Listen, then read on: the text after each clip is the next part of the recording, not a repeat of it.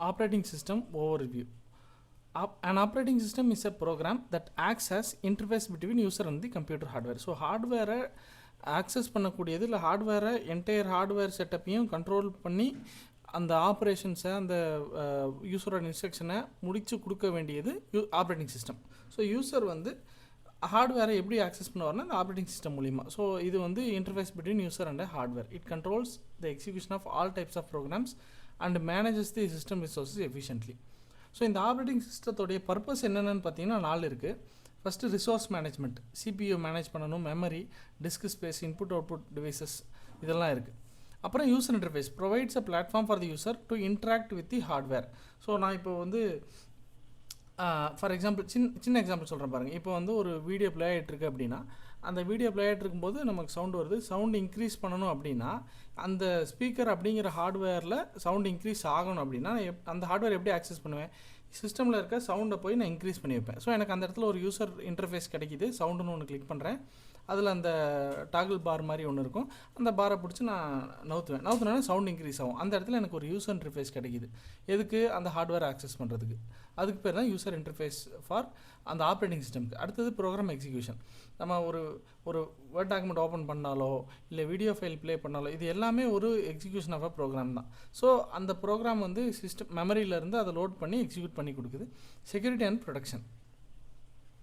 Functions of operating சிஸ்டம்னா என்ன அப்படின்னு பார்த்தீங்கன்னா அந்த ஆப்ரேட்டிங் சிஸ்டம் என்னென்ன வேலையெல்லாம் பண்ணுது அப்படின்னு பார்த்தீங்கன்னா first process management, create schedule and terminates the process, handles process synchronisation and communication. So இந்த ப்ராசஸை ப்ராப்பராக ஹேண்டில் பண்ணுறது, ப்ராசஸ் எக்ஸிக்யூஷன் ஸ்டேட்டில் இருக்கும், வெயிட்டிங் ஸ்டேட்டில் இருக்கும், இது எல்லாத்தையும் மேனேஜ் பண்ணுறது ஆப்ரேட்டிங் சிஸ்டம் தான்.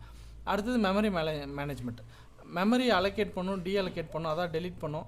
அப்புறம் விர்ச்சுவல் மெமரியை மேனேஜ் பண்ணும். அப்புறம் பேஜிங் மெக்கானிசம்ஸ்லாம் இருக்குது. ஸோ பேஜிங் மெக்கானிசம்ஸ்லாம் நம்ம அடுத்தடுத்த யூனிட்டில் டீட்டெயிலாக பார்ப்போம். File system management.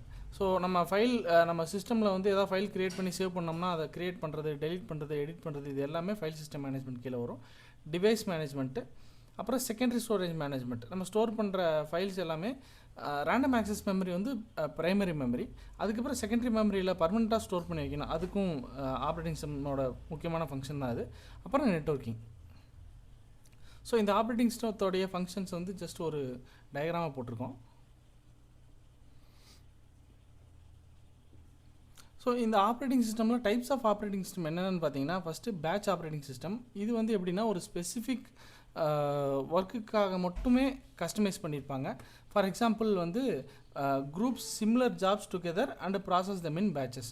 ஸோ ஒரு 10 இன்ஸ்ட்ரக்ஷன் இருக்கும். அந்த 10 இன்ஸ்ட்ரக்ஷனும் ஒரே வேலையை தான் செய்யும், but with different values. So அதை வந்து பேட்சஸாக எக்ஸிக்யூட் பண்ணுவாங்க.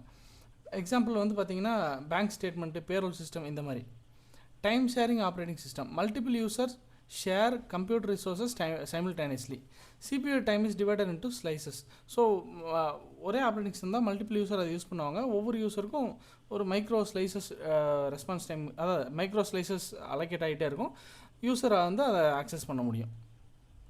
Distributed operating system uses multiple central processes to serve multiple application and users. So server வந்து ஒரே இடத்துல இருக்கும், பட் ரிசோர்ஸு, கம்ப்யூட்டேஷன் இது எல்லாத்தையும் வந்து ஷேர் பண்ணி டிஸ்ட்ரிபியூட் பண்ணி மல்டிபிள் பிளேசஸில் நமக்கு வந்து சர்வீஸ் ப்ரொவைட் பண்ணி கொடுக்கும். Network operating system runs on a server and manages network resources. அடுத்தது real time operating system. Real time operating சிஸ்டம்னா என்னென்னா கொஞ்சம் முக்கியமான டாபிக் என்னென்னு பார்த்தீங்கன்னா இதில் ரெஸ்பான்ஸ் டைமுங்கிறது வந்து எந்த டிலேவும் இல்லாமல் கொடுக்கணும். ஃபார் எக்ஸாம்பிள் சில systems like aircraft control system, medical system இதுலலாம் வந்து இந்த டைம் அக்யூரசிங்கிறது வந்து ரொம்ப முக்கியம். இந்த செகண்டில் இந்த பட்டன் ப்ரெஸ் பண்ணால் இந்த சாஃப்ட்வேர் எக்ஸிக்யூட் ஆகணும் அப்படின்னா எக்ஸிக்யூட் ஆகலைன்னா அந்த இடத்துல ஒரு பெரிய ஆக்சிடென்ட்ஸ் நடக்கலாம், இல்லை ஏதாவது நடக்கலாம். ஸோ அந்த இடத்துல வந்து டைம் ரொம்ப முக்கியம். அந்த மாதிரி இடத்துல ரியல் டைம் ஆப்ரேட்டிங் சிஸ்டம் நமக்கு யூஸ் ஆகும். அப்புறம் multi programming operating system, multi processing operating system, mobile operating system.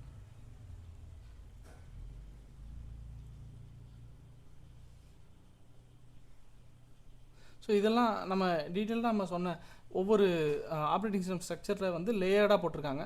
So hardware, அதுக்கு மேலே process scheduling, memory management, operator console, IO buffering, அப்புறம் யூசர் ப்ரோக்ராம்ஸ்.